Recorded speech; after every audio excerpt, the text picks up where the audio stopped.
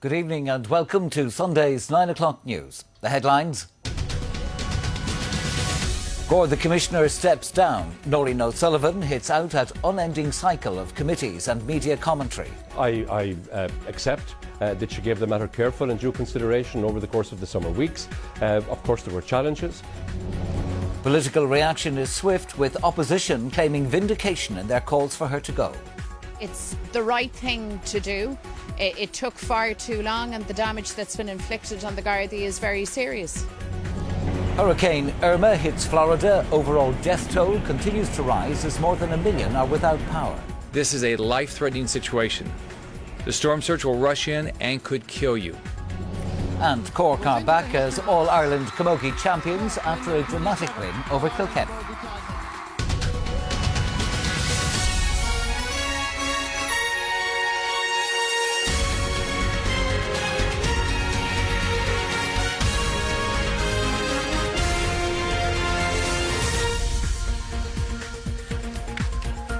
The Gore the Commissioner is to step down from midnight. In a statement, Noreen O'Sullivan said the core of her job was now responding to an unending cycle of requests, questions, instructions and public hearings. The Taoiseach Leo Varadkar said her decision to retire was made in the best interests of An Garda Síochána. Our crime correspondent Paul Reynolds has the first of our reports tonight. Noreen O'Sullivan's term as Garda Commissioner ended as it began, in controversy. After an extended summer break, during which she said she considered whether continuing on would be the right thing to do, today she announced it wouldn't and retired. The catalyst for the decision was the pressure from the two most recent Garda controversies, the financial irregularities at the Garda College in Templemore and the emergence of 1.5 million false breath tests and 14,700 wrongful convictions, which Noreen O'Sullivan said tonight led to a focus on her rather than her reforms. It has become clear over the last year, she said in a statement, that the core of my job is now about responding to an unending cycle of requests, questions, instructions and public hearings involving various agencies, including the Public Accounts Committee, the Justice Committee, the Policing Authority and various other inquiries. The difficulty, she said, is that the vast majority of time goes not on implementing the necessary reforms and meeting the obvious policing and security challenges, but to dealing with this unending cycle and dealing with inaccurate commentary surrounding all these issues. As regards that inaccurate commentary, Noreen O'Sullivan stressed tonight that she had not applied for the top job in Europol as was reported. She had considered it because she had been encouraged to do so by international colleagues, she said, but did not proceed with the application. She also acknowledged the support she received to continue in the job and thanked the present and former Taoiseach and Ministers for Justice for their confidence. I accept that she gave the matter careful and due consideration over the course of the summer weeks. Of course there were challenges. She has had appearance before a number of investigations, Dáil committees, and she says herself that these have taken their toll. However, in spite of having been the first appointed following an independent international process, Noreen O'Sullivan tonight became the second Garda Commissioner to retire in the last 3 years. The Minister for Justice said he will now consult with the Policing Authority about a process to identify and appoint a new Garda Commissioner. Paul Reynolds, RTE News, Dublin. Noreen O'Sullivan was the first woman to become Garda Commissioner. She has been a member of the force for 36 years, serving at every rank. In her role as head of An Garda Síochána, she's seen several Garda controversies, including the falsification of Garda breath tests, financial irregularities at the Garda College and the Maurice McCabe affair. From the outset, Noreen O'Sullivan signalled there'd be a change of attitude towards whistleblowers while she was in the top job. For me, I feel very strongly that dissent should not be seen as disloyalty. She became interim commissioner in 2014 after the sudden departure of Martin Callanan. Just months before, she'd sat beside him when he made his remarks about the activities of whistleblowers. All of those things that are levelled against their fellow officers, frankly, I think it's quite disgusting.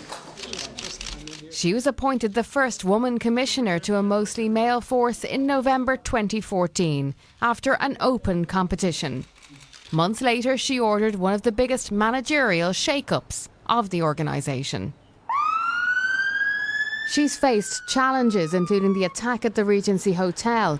It raised questions about the level of Garda intelligence.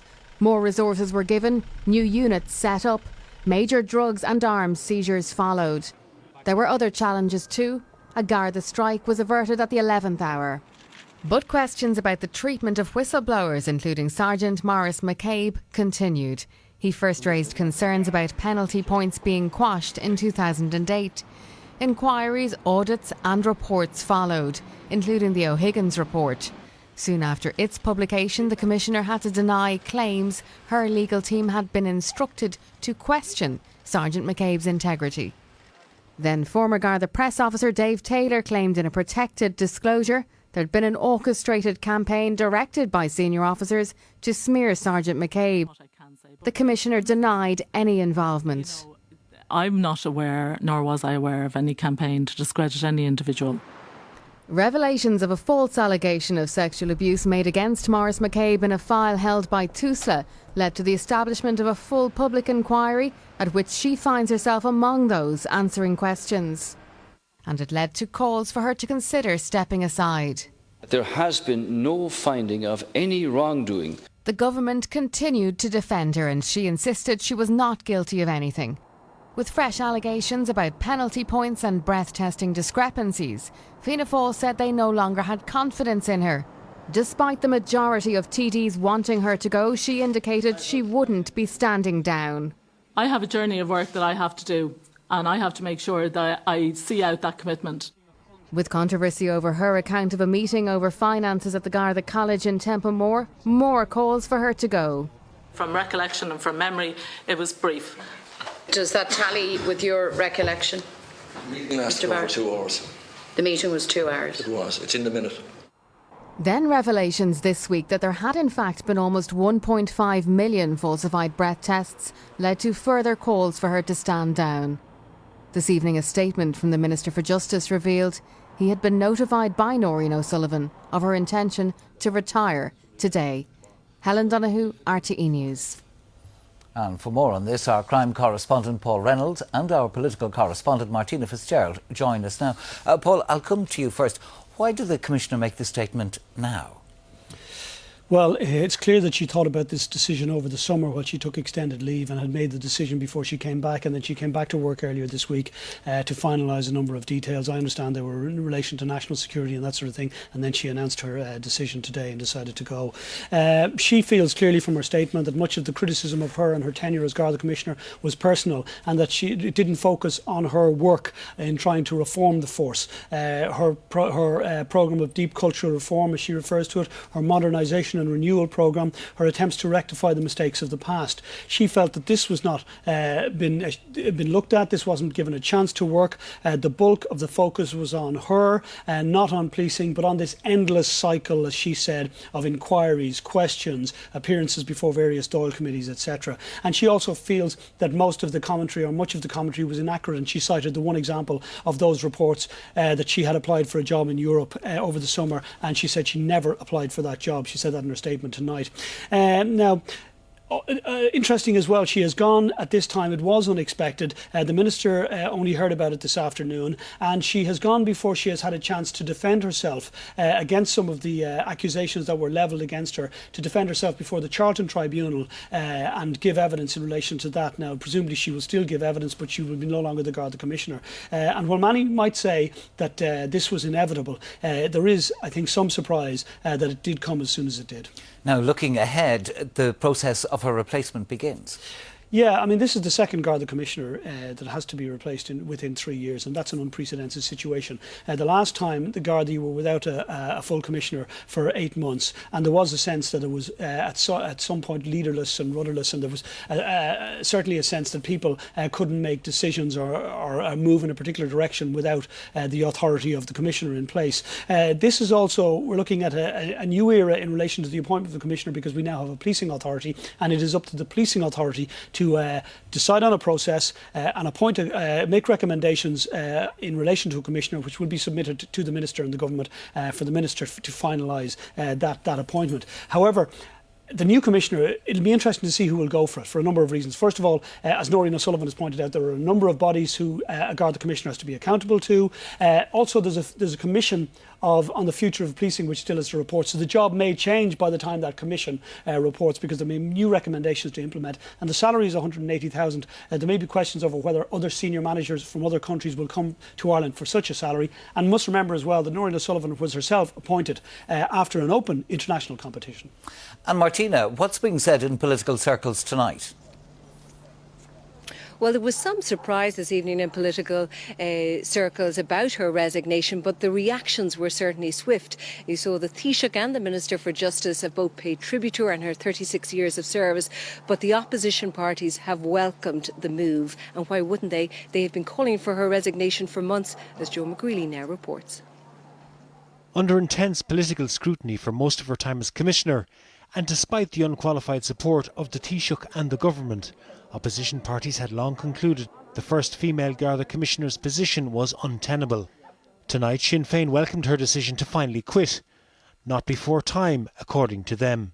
This is long overdue. It has been very clear for a very long time that the Commissioner's position was no longer tenable. She has now finally done the right thing. The government sat on its hands.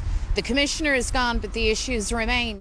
Independence for Change TD Claire Daly, who was abroad, told RTE she also welcomed the decision and said the new Commissioner must be drawn from outside the Garda hierarchy.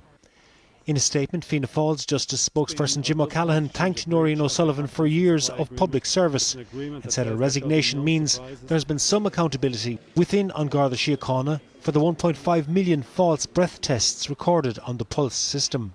Speaking at his party's think-in, the Labour Party leader also welcomed the news. It has been evident to most people, including those who, I suppose, have been saying no change is required, that fundamental change of leadership is required. I've also said that it's not a matter of one individual, and an opportunity now arises. From midnight tonight, Deputy Commissioner Donal O'Cooloin will take over as Acting Commissioner until the position is filled. Joe McGreely, RTE News. Martina, it was never a question of if, but when the Garda Commissioner would go. I think politically her position had become unsustainable, because with every new controversy, the opposition parties were calling for her resignation and the government were standing by her, expressing confidence. But the controversies and the criticism were relentless, and there was no sign of a let-up, because the controversies were continuing. If you look at the breath test controversy, the Gardaí did publish the report, but the policing authority has yet to publish its independent review later this month. She would have had to also have given evidence as a serving Garda Commissioner at the Disclosures Tribunal. She'll still have to give evidence.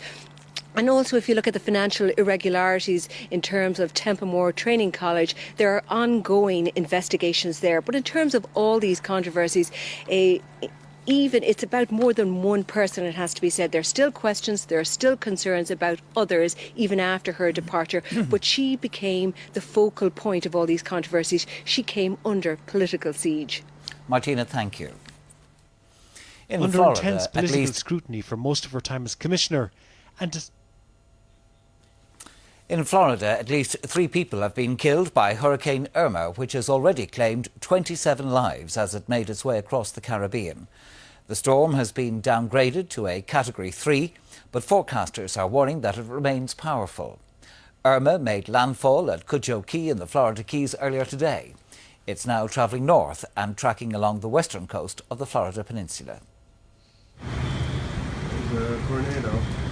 A tornado over Fort Lauderdale, Florida, heralding the arrival of Hurricane Irma. In Miami, powerful winds caused a tower crane to collapse on top of a high-rise building that was under construction.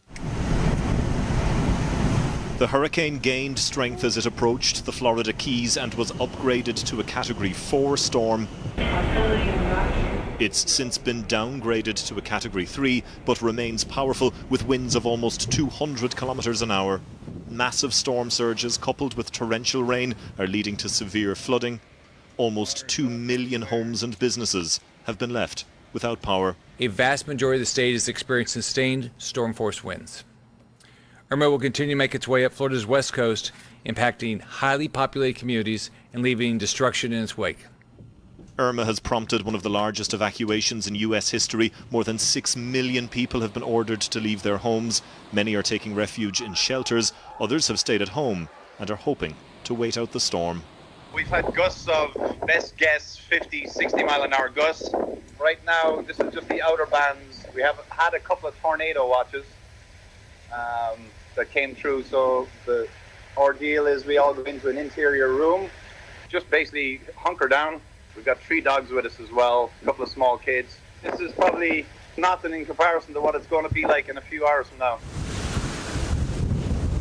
Yesterday, Hurricane Irma ripped through Cuba's northern coast, causing widespread damage. 200-kilometre-an-hour winds uprooted trees and destroyed buildings. The Cuban capital, Havana, has been hit by severe flooding. Wow, look at that wind. Wow. There are now similar scenes in many parts of Florida as one of the most powerful Atlantic storms ever hits the United States. This is pretty crazy right now, actually. Brian O'Donovan, RTE News. RTE News has learned a number of children in Ireland were among the victims of a serial sex offender in the United States who groomed and abused hundreds of children online. US law enforcement officials confirmed to RTE's This Week radio programme that as many as 4 and possibly more children in Ireland had been targeted. American businessman Robert Blake Johnson was sentenced last year in a court in California. He received a 30-year prison term for sex offences with a 14-year-old girl, after first luring her to his home. Subsequent searches of his property uncovered a vast volume of material relating to hundreds of children who he groomed and abused over the internet. Agents from the US Homeland Security found more than 500 folders labelled with different girls' names, out of which they identified 94 victims. The children came from 6 countries, including Ireland. Gardaí here played a key role in the subsequent investigation to identify victims, alongside law enforcement agencies in the US, UK, Australia and Asia. In court documents seen by RTE's This Week radio programme, Johnson said he used various social media sites to speak with the children. These were Uvu, which is similar to Skype, Kik, an app which protects users from intrusion, and Omegle, which allows strangers to speak with other strangers. In one court submission from the US Attorney for Northern California, Johnson was described as having targeted emotionally vulnerable girls and those lacking in self-esteem, and then manipulated them for his own pleasure. Experts here say communication with children is key. We would really advise parents to check in regularly with their children and to make sure that it's an open and honest conversation. And that way, if they see something that upsets them or makes them uncomfortable, that they will then come back and talk to the parent about it, which is really important. Court records show that Johnson covered his tracks and encouraged his child victims to delete their messages. Many victims were ultimately identified using traditional police detective work, from school uniform crests and other image analysis. At the time of his conviction last year, US Homeland Security said hundreds of Johnson's victims had yet to be identified and their location revealed. John Burke, RTE News.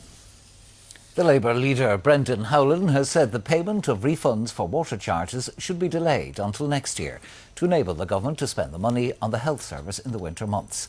The party met today in County Kildare ahead of the start of the new Dáil term. Some of Labour's TDs, senators, councillors and selected candidates taking part in the family photograph in County Kildare today. The main focus for all of them was to get back to bread and butter issues such as housing, health and education.